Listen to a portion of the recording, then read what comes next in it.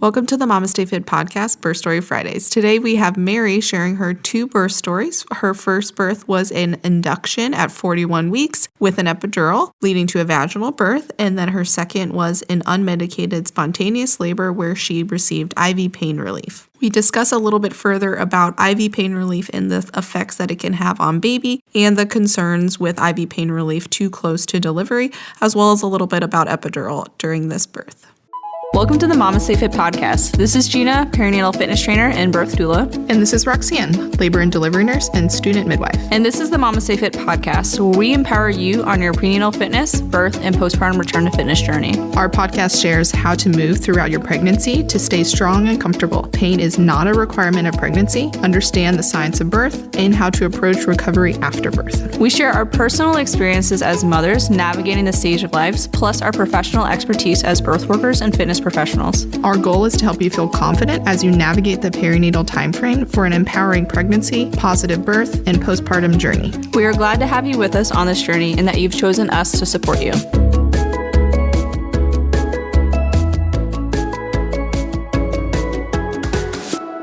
Welcome to the MamasteFit Podcast, Birth Story Friday.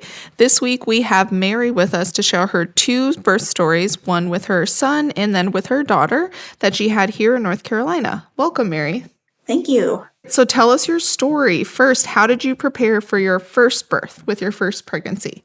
So with my first birth, I honestly feel like I didn't do enough preparation. I was a little bit, in terms of preparing like my mindset and what I wanted to do and all the different options, I feel like I was a little bit overwhelmed by all of the information and the options available.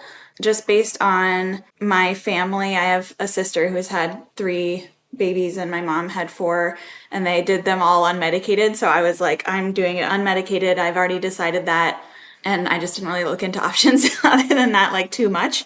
And then physically, how to prepare for birth. I was a pretty consistent runner, like 2 to 3 times a week before my pregnancy started. So I kept that going until like month 5-ish. And I was also occasionally doing some like prenatal workouts from YouTube, just like in my living room. And I actually moved cross country at the beginning of my 3rd trimester. So I sort of like fell off of everything after that because it was busy. But I did try to stay pretty active and do like daily walks and things like that. And I also was seeing a chiropractor once a week for the 3rd trimester after I moved. And how was the end of your pregnancy after you moved across the country? So I definitely know how you feel because I moved across the country at 32 weeks from North Carolina to California with my second pregnancy. We drove and it was awful. Yeah. My entire body ached so much. Don't recommend. So I know the struggle of also having to find a new provider when you go to a new location too. Yeah. So how was the end of your pregnancy once you got to North Carolina and settled in with finding a new provider and all of that? Before we had moved, there was a bit of a question of whether or not we would be able to move. So we were kind of like considering options of what to do if we stay in California or what to do if we move. We were also in California. Sorry, I should have said that before. If we had been able to stay in California, I was thinking about doing a birth center, and we had talked to a birth center there, but when we moved, it just seemed a lot more complicated in North Carolina, and I was sort of overwhelmed and not sure how to figure out how to find a birth center, so I just sort of went with the easy option and found a local OBGYN practice and delivered at the local hospital. In terms of how my pregnancy was, like symptoms-wise at the end, is that also part of the question? I mean, yeah. My overall pregnancy was really like uncomplicated, I would say. I had at the end like some pain, and I had a lot of pain in my hands actually. I had like carpal tunnel or something, so I'd like wake up and my hands would be numb and hurt, and and my feet would hurt and like lower back pain and lots of heartburn, but overall pretty easy. So do you want to talk about why were you induced? I was induced because I was 41 and 41 and 3 days when I was induced. And yeah, they just wanted me to do it because it was so late. And I really wanted labor to start naturally. I was just like, I just really wanted that. And I was pushing them to delay it. They wanted me to have the induction at 41 weeks. And I was like, can I just get a few extra days? Because, it's bound to start, right? Anytime now. And then it just didn't. So that's why they induced. Okay, so how did you feel when you had to be induced, and what was the concern that you had the most about having to be induced versus waiting even longer for labor potentially? I mean, I felt disappointed because I had been sort of like looking forward to the natural process of labor starting and like what will it look like for me. And so I was disappointed, but I also had been told of like the risks of waiting too long. So I was okay then doing it at 41 and 3. But I didn't want to have a C-section. I was like, of course, I'll do it if it's necessary medically, if that's the only way. But I really preferred it to be naturals. And I was just worried that by being induced, it would like take me down the path to C-section somehow. And that's a concern for many with an induction because it is extra interventions that they're introducing that you don't usually have during spontaneous labor. So it's definitely a common concern that people have with induction. But tell us, how was your induction? So go ahead and tell us your birth story for your first child. My induction, I had a morning induction appointment. So we got to the hospital at like 8 a.m. and they checked me in and hooked me up to all the monitoring. And they actually told me I was already having contractions and I just wasn't feeling them, which I didn't feel it at all, but they told me I was having contractions every 2 minutes. Before my induction appointment, I had had cervix checks at my regular doctor's appointments, and they had been telling me like for probably since I got my first one at 35 weeks because we had to take a road trip, so I got it a little bit early, and I just wanted to make sure I wasn't like about to go into labor or something. So I'd been having cervix checks since then, and even then I was already 1 centimeter dilated, and like the day before I had my induction, I was 3 centimeters dilated. My induction measure was just to break my water manually and kind of see how that went. So they did that, and there was meconium in the fluid. The doctor said it looked like pea soup, which was like, oh, gross. Great. But so that was the doctor's comment. It's honestly like a common description of meconium when it's like been there for a little bit almost. So it's like mixed in with the amniotic fluid rather than just like chunks of meconium. Yeah. And it literally does look like pea soup because it's like that lime green color like mixed in with it. But it can also be like chunky because it still has like bits of meconium in it. Mm-hmm. So whenever we teach childbirth ed, I honestly do say like if your water breaks and it looks either green or has like chunks of black, or it looks like pea soup, this is what that is. Because so honestly, it looks like pea soup. Yeah. I mean, it sounds like it's a good visual cue. Yeah. But yeah, so they broke my water, and it probably took about an hour after that for my contractions to get going to the point where I was like uncomfortable.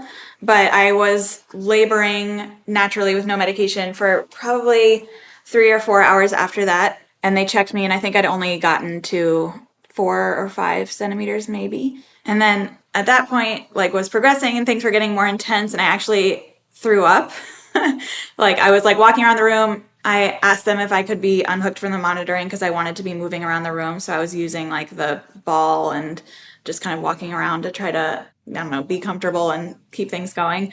Because they would make me lie down every 20 minutes or so they could check on the baby and everything. But whenever I would lie down, it would be like extremely more painful. So I'd be like, please, like, just let me get back up because it feels a lot better when I'm standing. But eventually I threw up. My husband was like very shocked by that, and they were making me lie down to get the monitoring, and it was getting like worse and worse, the pain. So my husband was like, are you sure? Like, you don't want to do the epidural? He'd asked me that a couple times, and then eventually I was just like, okay, fine. like I didn't feel like forced into it or anything. I really felt like I had like made the decision. I was comfortable with it in the moment.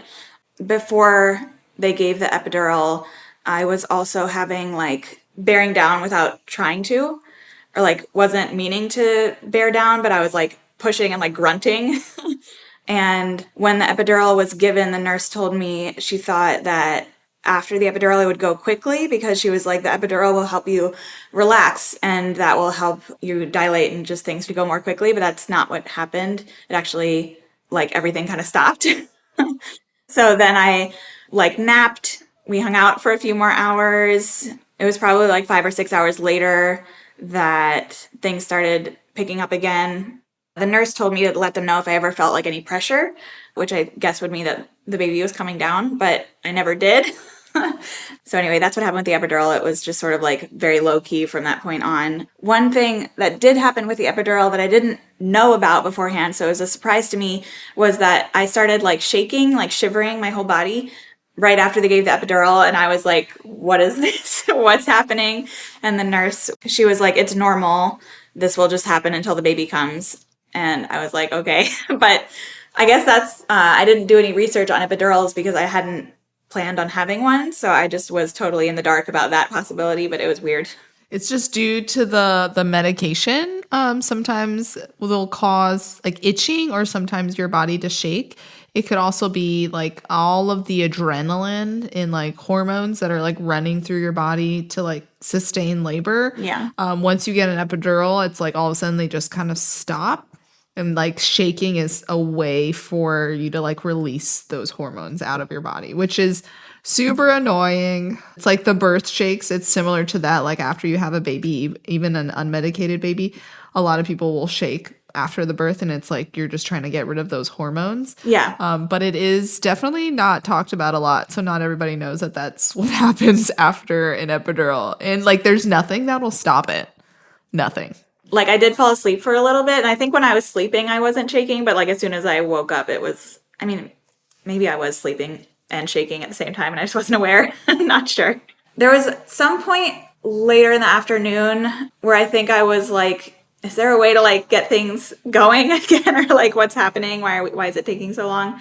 And honestly, I don't know if they gave me like Pitocin at that point or not. Seems like I should know, but I'm not sure. But things did pick up then. But anyway, so eventually they gave me the okay to push. There was a shift change. I had a new team of nurses. Actually, the new nurses that came in, I had like one lead nurse and then 2 trainees, which was actually kind of cool because the lead nurse would be explaining things to the trainees. And I was like, oh, interesting. This is helpful for me to understand what's going on. Yeah. But I ended up pushing for like 2 hours, which was a long time, but I had my team there. I was really tired at that point. I basically, in between contractions, just wanted to like close my eyes and sleep kind of because we got there at 8 a.m. It was at this point probably like 8 p.m. Finally, the baby was close and the nurses gave me the okay to push and they called in the doctor. The NICU team also came because of the meconium in the fluid. So the doctor and all of the other personnel came in. There was like all of a sudden like 12 people staring at me and then my contractions stalled. So I was sitting there like everyone's set up and I didn't have a contraction for like 5 minutes and the baby was crowning. So that was uncomfortable. But finally I pushed him out. He actually was gray and wasn't crying and was like limp. So they put him on my chest and like wiped him off and I think they cut the cord at the whatever appropriate time. And then they took him over to the NICU table and did a little CPAP machine on him. And my husband went over to be with the baby and he got better quickly and then cried. He was probably there for like 5 minutes or so.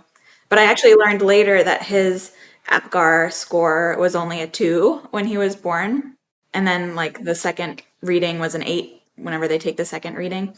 But everyone in the room, like the nurses and the doctors, were all so calm during all of this. My husband and I were saying to each other later that we don't think we even like realized like how scary it was until later on when we were thinking back on it. We were like, yeah, that was pretty scary. Like he was did not look healthy right when he came out. But luckily he bounced back quick and he stayed with us. Did he display any signs like during labor that anyone was concerned about that potentially when he came out he was going to need to be resuscitated or like need to like have extra time or? No one said anything like aside from the meconium and the fluid. And they told me when that happened that it meant that the NICU team would be in the room when he was delivered. But other than that, there was a time during my second birth where like her heart rate dropped and they like said they wanted to watch, but like that never happened in my first birth. I always wondered if it had anything to do with that stall because it seemed like a terrible place to be stuck. He was crowning and it was like, it just seemed like a really weird place to be stuck for 5 minutes. I have no idea though. It could have been because their heads are getting squeezed in that part of labor. Sometimes we'll have like a vagal response from that. Yeah. And so it could have just been he started to have a vagal response and then your contraction came and he was born. And so he just needed to recover from that. Yeah. That definitely could have been a reason. just from his head being squished. Normal, sometimes it just happens. Yeah. But I'm curious too. So what would you say were the best parts of your first birth, and what were some things that contributed towards a positive experience for that birth? The best parts, getting to meet the baby. I'm sure everyone says that. We actually had a really positive experience at the hospital. The nurses were a really big positive factor. We were there over a shift change, so we had one nurse that was with us for the first half of the day, and then that team of nurses that I mentioned came on. And I really liked them both, especially when we had the team that were discussing amongst themselves what was going on, and it was helpful for me. Yeah. We also had a really good experience in the recovery portion with the nurse support there. We just felt really well supported for that delivery and recovery. And then other things that contributed towards the positive birth experience, I think I just tried going into it to kind of manage my expectations, because I wanted to do unmedicated, but I know that things can happen and it doesn't always go the way you had in mind. So I was just trying to tell myself to be open to the experience, whatever was going on, which is why I think I felt comfortable switching to an epidural in the middle. I was like, this is not going like I thought. Maybe I'll try something different. So I think that openness to changing the plan was helpful. And I think that that's a very important thing to have, is that open-mindedness when going into birth, especially your first birth. You have zero idea what to expect. Was there anything you wish was different about your birth, or wish you had prepared differently for? Wish you knew beforehand before going into your birth? Doesn't have to be obviously something you wanted to change, but potentially maybe you wish you had had more information on. I wish I'd had more information about epidurals and the different pain management strategies that could be used, because I didn't work with a doula or anything. So, and I also didn't do a lot of my own research, because just overwhelmed feelings prevented me from looking into it that much. But I wish I had known more about the epidural. I wish I knew about the shaking that could happen, that sort of thing. I also had some questions about things I've learned since this delivery about transition, and then also my experience during my second delivery make me wonder if I was in transition right before I got my epidural, and maybe if I hadn't gotten the epidural, it would have gone a lot faster, because we'll talk about it. But with my second, I didn't have an epidural, and it was very quick. That, when you were saying that you had that urge to push, I was curious if you had your baby shortly after that. So, yeah, because that is a common thing right before you would start to push. It could have been that. They checked me, I can't remember if it was right before or right after the epidural, but they checked me at some point around that time, and I was only 6 centimeters. So it seems, but one of my sisters was telling me she read something that if you have that urge to push, even if you're not fully dilated at the time, you'll probably get fully dilated very quickly. So I don't know. Let's take a break from this birth story to share how MamasteFit helps you prepare for your birth with our prenatal fitness, pelvic floor prep, and childbirth education courses. Our childbirth education course is completely online and self-paced. Plus, you maintain lifetime access to the course, so you can use it for not just future pregnancies, but reference it as many times as you need during your current pregnancy. This course is completely closed captioned and walks you through not just the anatomy and physiology of pregnancy, but also prenatal comfort tips and exercises to prepare for birth, understanding the science of labor, labor comfort techniques and positions, and the immediate postpartum to include newborn care, C-section recovery, and postpartum care tips. Use code STORY10 to save 10% off of all our courses and fitness programs. You can bundle our childbirth education course with our prenatal fitness programs and pelvic floor prep to save even more. Let's move on to your second pregnancy. How did you prepare for your second birth, and how was it different or the same as your first birth? My preparation was probably similar. Didn't do enough. Also, at that point, I had 18-month-old running around, or a little younger, but anyway, toddler life. Yeah. The pregnancies themselves were pretty similar. I had pretty uncomplicated pregnancies overall, but I actually think the second pregnancy was even less discomfort at the end. I didn't have that hand and foot stuff. So I don't know. It was a really easy, nice pregnancy. But yeah, not a bunch of preparation. Probably should have done more. Hindsight, right? Yeah. So then let's move on to your birth. How was your birth with your second pregnancy? So for my second, she was due on February 18th, and on the very early morning of February 17th, my water broke while I was home sleeping. It broke like while I was asleep. I didn't like get up and go to the bathroom. I was just like lying down in bed and I felt it and it woke me up. At that point, I wasn't really having strong contractions, just like minor ones. I thought they were like about 7 minutes apart from what I could tell. And I wasn't going to go to the hospital yet because I was going to wait for the contractions to get closer together and stronger. But then I noticed that the fluid I was leaking was green, so it had meconium in it. So I called the hospital and sort of like just to ask them, like, should I come in now, even though my contractions aren't strong yet? And I think they advised that I should because of the meconium, just in case something was going on with the baby. So we went. I had a family member. My sister lives nearby, so she came to our house to watch our older son while we went to the hospital. And we got there at about 5 in the morning. They admitted us and checked my fluid to confirm that my water had broken, and it had, and they confirmed that it was meconium. I was about 3 centimeters dilated, and I was having contractions like 5 to 10 minutes apart. I actually think my contractions got farther apart when I moved from home to the hospital, so they like slowed down even more. So then we hung out in the hospital for a few hours. Nothing was really happening. Like I wasn't progressing. My contractions weren't getting stronger. At around 9 a.m., so we'd been there for like 4 hours, the nurse came in and she was like, we are starting Pitocin. And I was like, wait a second. Like, that is not what I want. Like, can we not do that? Because I kind of went into this birth with the same idea as my first of like, I would like to try to do an unmedicated, but if I need to or want to switch in the middle, I'm open to that. But I didn't want to like jump to Pitocin right away that quickly. It seemed very fast to me. So I asked her like if there was anything we could try instead of jumping right to Pitocin. And she was like, well, I guess we can wait like an hour. You can try like walking around. I mentioned that I had brought my breast pump. So she suggested I try pumping. So I pumped like for 15 minutes. Twice in the hour. I pumped for 15 minutes, then took a break, and then pumped again for 15 minutes. And I was like walking around the room with my little IV hookup, just like in circles, trying to get things going and like bouncing on the ball.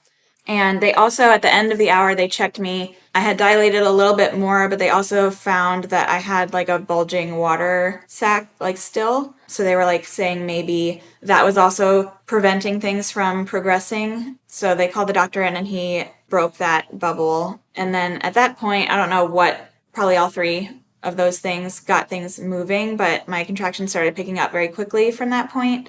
And we didn't do Pitocin, which was good and what I wanted. So after that point, I was like sitting in the hospital bed. My husband and I were watching like a baking video because I like to bake, and I was trying to pass the time, and I made him watch it with me. And I would like pause the video for the contraction because I couldn't really like focus on it while the contractions were happening. And then at some point I got up and I was like feeling nauseous again, which also happened in my first. So I had brought chewing gum to like try to help myself not throw up, but it didn't work. I threw up and then they checked me again and I was more dilated. I think at that point I was like up to 6 or 7 centimeters. And they offered at that point to kind of talk about next steps. They offered to give me some anti-nausea medication. They mentioned if we wanted to do an epidural, like now would be the time probably. And I really wanted to try it without the epidural. And I was feeling after my first birth experience, I think I felt a little bit more confident in like the process. And so I felt more comfortable not doing the epidural. And this nurse advised me that if we didn't do the epidural, that it would probably go more quickly. So my husband and I, we talked about it and we like agreed that we wouldn't do the epidural, or I wouldn't do the epidural. But I was still a little bit nervous about the pain. So I asked about other pain management measures and they said we could try an IV pain med. So we did that. And like as the nurse was leaving the room to get the IV or the medication, she was like, oh, by the way, you'll probably feel a little bit drunk. And I was like, okay.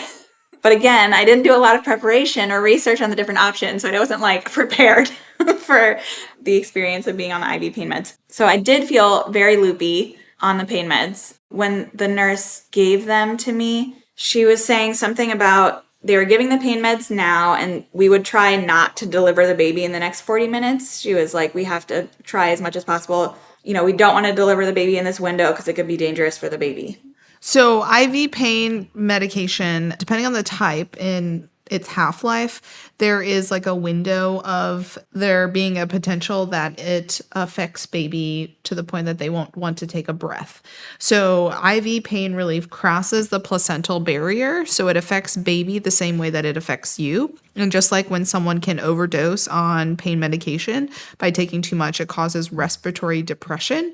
It can do the same thing for a baby, but they're very small compared to our bodies. So like a little bit potentially could cause this respiratory depression where that when they are born, they don't have that like effort to take their first breath. And then they just need to get resuscitated and usually just some Narcan to counter effect the IV pain medication that they're given so that they then take a breath. Sometimes it's uncontrollable where like after you get the IV pain relief and relax, your baby is just born shortly after, where hopefully just like the pain relief hadn't crossed the placenta at that point. But I have not had, thankfully, anybody that's babies came out like shortly after they got the IV pain relief, they were born and that they needed anything. But it is a risk associated with IV pain relief options. Yeah, so I was like definitely watching the clock like after she gave that to me. I felt really out of it. It was weird. I mean, I've never really experienced anything like that. I guess I would call it sort of similar to drunk, but it was also like my hands were numb and it was like weird feeling. But my contractions were getting a lot stronger through the 40 minutes. And by the end of it, I was like, okay, like it's really getting to be go time, I think. And they checked me at the end and I was like 9.5 centimeters dilated by that point. And the nurses told me that it would probably be okay to push through the last half centimeter. And they were getting things ready and like calling the doctor. And I think I pushed one time and then felt like a ton of pressure, like a lot of pressure. And I told them that and was a little loopy. So I feel like I don't remember their response exactly. But then I pushed again and she like flew out. So with my first, I pushed for 2 hours. It took forever. And with her, I literally pushed 2 times. The nurse caught her because the doctor wasn't in the room yet. So that was crazy. And with the IV pain meds, I definitely felt a little bit like I missed it. And also because it was so fast, I had like a much clearer memory of like the whole birth experience with my son. And with the IV pain meds, I don't know, it was just I did like that it was faster. But I think if I were to have a third baby, which we're considering, but not right away, I would probably want to do it, try no pain meds and no epidural. Like do the real thing I was trying to do both times before. And that's definitely like something like if your birth kind of quickly happens after getting that IV pain relief, that it can like cloud your judgment. Just like when you're drunk and you still remember stuff, but it's like kind of fuzzy. So it's not like a blackout. You call it like a brownout. Mm-hmm. Maybe that's just me and my friends, but it's like the little details. Yeah. I mean, I just feel like I don't remember like details. Yeah, details. And I kept asking my husband after the fact. I was like, was I being ridiculous? Like, did I seem like very weird? And he was like, no, you were just, I don't know. But I kept like feeling embarrassed afterwards about like, was I acting crazy? Because I was like on these because I felt very weird. Yeah, no, and that is definitely not always explained well, like the effects of IV pain relief on like your brain, I guess, like how it's like how you are perceiving and like seeing the world around you, to include like the birth if it does happen while you're still kind of affected. Some people, they're like, I just was so sleepy, I don't remember anything. Yeah. And I was like, oh. Yeah, I remember, I wouldn't say I don't remember anything, but it just feels like, did I like miss something? Yeah. It's funny though, there was like a moment, like as contractions were getting like very intense towards the end, there was a moment where I was like, oh my God, was it a mistake to not get the epidural? But then she was delivered like 5 minutes later. So it was so much faster. Yeah. Faster this way. I feel like we need to do a poll on people who don't get an epidural, how many of them, like, during transition or just, like, shortly before their babies are born, they're like, maybe, is it too late? Can I still get one? Because I thought with both of them, with my first and second birth, I was like, well, obviously with my first, I was in a car, not possible. as I was transitioning. I was like, well, if I was at the hospital right now, this would be a great time. I think I would say yes. And then with my second, I was at a birth center, so it's still not an option. But I was in the tub pushing, and I was like, Yeah. I feel like an epidural would be really nice. Could I get to the hospital in time? Gina thinks that during both of her transitions at her home birth, but then again, like, you gotta leave your home and go to the location. Whereas if you're already there, it's more of a viable option. But I would be curious. So you're not alone in that thought. But did she come out and like had no issues or anything? Just came out screaming? Yeah, she was good. The NICU team, I think, had been like meant to be there because she also had meconium in her fluid, but no one was there. Oh yeah, but she came out. Yeah, but she was fine. Luckily she was all good. So what would you say were the best parts of this birth? And what were some things that contributed towards a positive experience? I think, honestly, just having a previous birth experience, I think, helped me a lot in this second birth experience. And I think I said this before, but just having the epidural and going through it that way, I think made me more comfortable with the process the second time and made me confident enough to say no to the epidural the second time. Yeah, I think that was probably the most helpful part. Do you have any advice for our listeners on how like to navigate pregnancy or birth or anything that you'd want to share? The advice I would most like to share with other expecting moms is just to go into the labor experience with an open mind. And both my birth stories, I went in with a plan, but I was purposefully open to other options and then changing the plan if that's what seemed right for us in the moment. And I think being flexible about that really helped to make both experiences overall positive for me, even though they weren't exactly what I had imagined. I think there's always going to be the thoughts afterwards, after the birth, after any experience of like, what if this had gone differently? What if we tried this option or that one or done something differently? And I think that is totally normal to kind of reflect on it that way and to wonder. But also on the flip side, I really cherish my birth stories like just exactly the way they happened, even though they weren't according to my plan, because they are our stories and that's how I got to meet my babies. So they're very special stories to me. And all of that being said, I also think it's a good idea to have kind of a baseline knowledge of all the options available to you.